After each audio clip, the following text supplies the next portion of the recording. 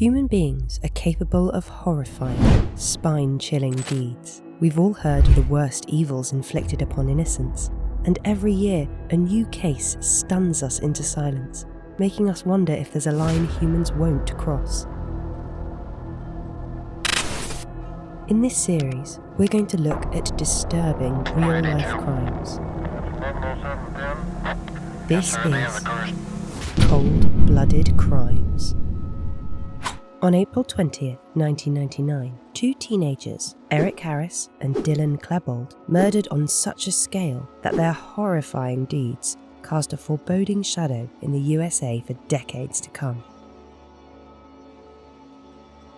Eric and Dylan were both born in 1981. Eric was born in Kansas, but moved around quite a bit because of his father's occupation with the United States Air Force. Dylan, on the other hand, grew up in Columbine, Colorado, where Eric would eventually end up in 1992. The moving affected Eric negatively, particularly the last move to Colorado, as he left an entire life behind. He used to have friends and go to parties, but as he put it, he now had to start out at the bottom of the ladder. He detested his father for uprooting him from a life where he was a typical kid. Eric met Dylan in the 7th grade. They became very close, particularly because they were subject to bullying and were also not as high up in the social hierarchy, seeing that they weren't jocks, who were treated favourably by teachers and students alike. This was despite Eric playing soccer and being quite good at it too. Eric had also tried to woo a student called Tiffany Teifer, and after their relationship went south, for unknown reasons, Eric staged a fake suicide to scare Tiffany. He fell to the ground one day, with fake blood spilling onto the floor. Tiffany was understandably terrified until she realised Eric was pranking her. This was an early sign of Eric's psychopathic tendencies. As far as Dylan goes, his own mother had a foreboding feeling after she gave birth to him. She felt like a shadow had passed over her, but didn't know what to make of it at the time. Dylan grew up in a religious household and was exceptionally gifted at school.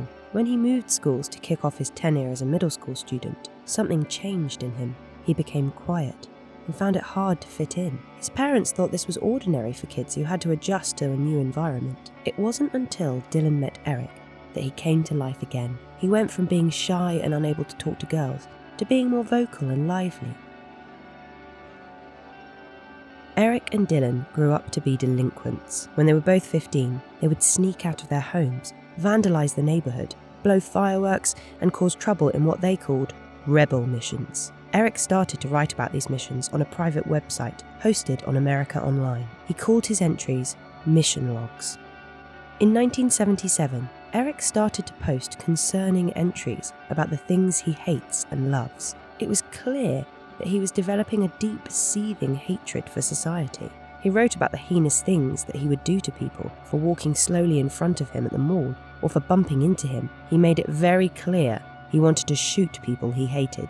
In January 1998, Eric and Dylan were both tried and convicted for felony theft.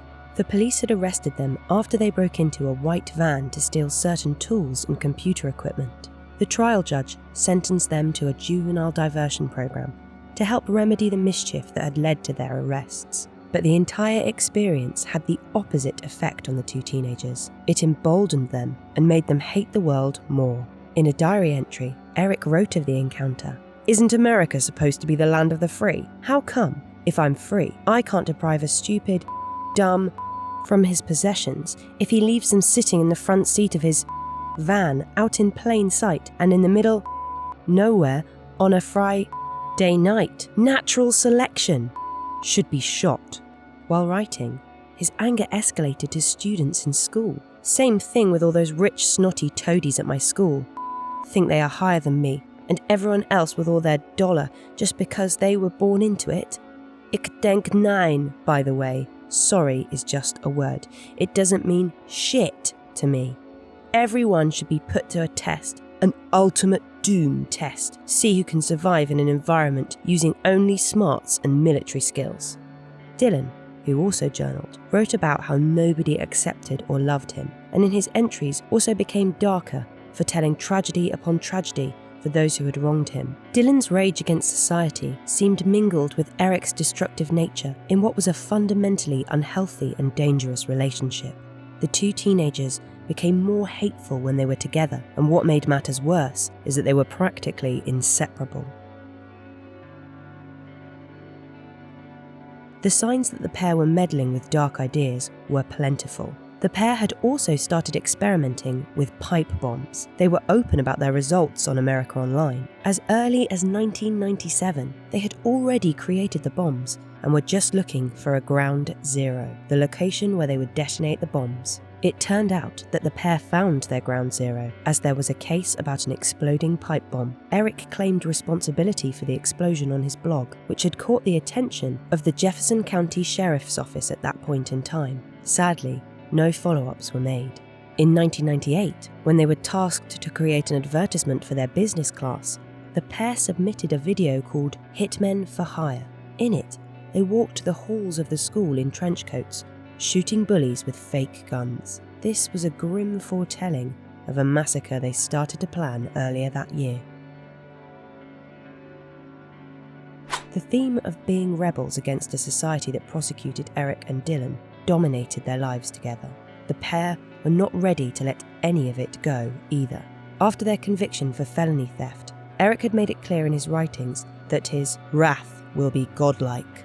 For a while, they had been hanging out in Eric's basement, where they made video recordings explaining why they hated people so much and how vengeful they were. These tapes became known as the basement tapes. On April 20th, 1999, the pair arrived at Columbine High with propane bombs. They planned to set the bombs to explode in the cafeteria at lunchtime, when it would be crowded with students. The bombs did not detonate as the pair had expected. Eric and Dylan had been waiting outside to gun down students who escaped through the main exits after the bombs exploded. But seeing that things weren't going as they planned, they armed themselves and entered the school.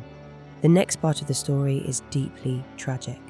After ending lives and injuring some of their fellow students, the pair ended up in the cafeteria to try and set off the bombs that didn't explode.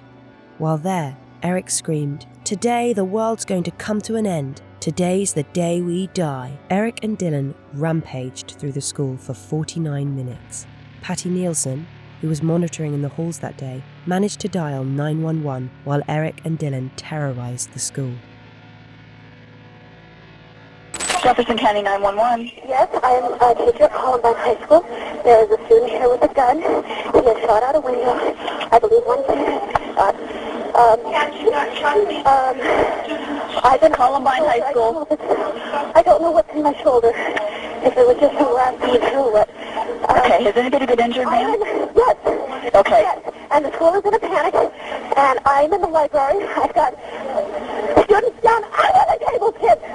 Heads under the table. Kids are screaming. Some of the teachers are, trying to take control of things. We need police here. Okay, we're getting them there. Police here. Who is the student, ma'am? I do not know who the student is. Okay. I saw a student outside. I was in hall duty. Oh, God. Okay. I was on hall duty. I saw a gun. I said, "What's going on out there?" And he said, "Oh, it's probably some video production. It's probably a joke." I said, "Well, I don't think that's a good idea." And I went walking outside. I think he was there to see what was going on. He turned the gun straight at us and shot. And my God, the window went out. And the kid standing there with me, I think he got hit. Okay. Something in my shoulder. Okay. We've got help on the way, ma'am. Okay. Okay. Oh, God. Stay on the line with me. Oh, God. Kids, just stay down. Do we know where he's at? I'm sorry? Do we know where he's at? Okay. I'm in the library. He's upstairs. He's right outside of here. He's outside? He's outside of this hall. Outside of a hall or outside? The hall. Okay. There are alarms and things going off now. Smoke. My God, smoke is like coming into this room. Okay. I've got the kids under the table here. I don't know what's happening in the rest of the building. I've also got smoke in the building. I don't know. I'm sure someone has to be calling 911 beside Yes, we've got a lot of people on. Okay. I just want you to stay in the line with me. We need to know what's going on. Okay. Okay? I am on the floor. Okay. And you've got the kids in the there? library. And I've got every student in this library on the floor. You better stay on the floor. Is there any way you can lock the doors? Smoke is coming in from out there, and I'm a little Okay. The gun is right outside the library door, okay? I don't think I'm going to go out there. Okay, you're at Columbine High School? I got 3 children. Okay, we got it. Okay? I'm not going to go to the door to shut the door, okay? I've got the kids on the floor. I got all the kids in the library on the floor. We have paramedics, we have fire, and we have police en route, okay, sir? Okay. Okay. Yes. I don't know. I can't believe he's not out of bullets. He just keeps shooting and shooting and shooting. Okay, yeah, we've got a police officer on scene. I thought it was... Okay, just try and keep the kids in the library calm. Yeah. Is there any way you can block the door so no one can get in? I do not... Okay. I guess I can try to go, but I mean, like, he's right outside that door. I'm afraid to go to the door. That's okay. That's where he is. I'm not afraid to go there, okay? That's okay. Okay, I told the kids to get on the floor. I told them to get under the table. All of the children are on the floor under the table.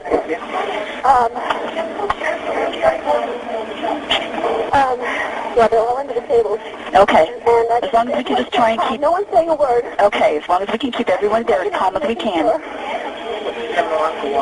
I hear some yelling out there going on right now. Yeah, we've got alarms going off now as well. Yeah, there's alarms. This room is filled with smoke. Okay. Okay. Keep everyone low to the floor. Yeah. Yeah. Everyone's up. Okay. Everyone stay on the floor. Stay on the floor. Stay under the table. Eric and Dylan gunned down 15 students and injured over 20 that day. They then ended their own lives before a SWAT team that was sweeping through the school could find them. This was the question that lingered on everyone's mind after the traumatizing events of April 20th, 1999.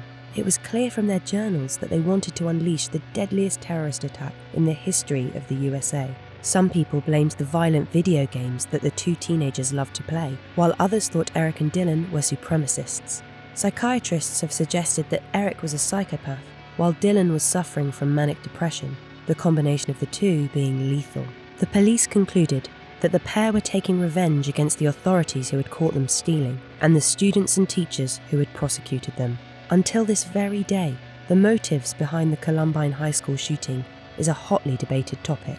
What do you think were Eric and Dylan's motives? Were they really taking revenge for their felony theft conviction, or were they full of hate for bullies and other members of their school? Let us know below. Don't forget to leave a like and subscribe for more videos like this one. Until next time.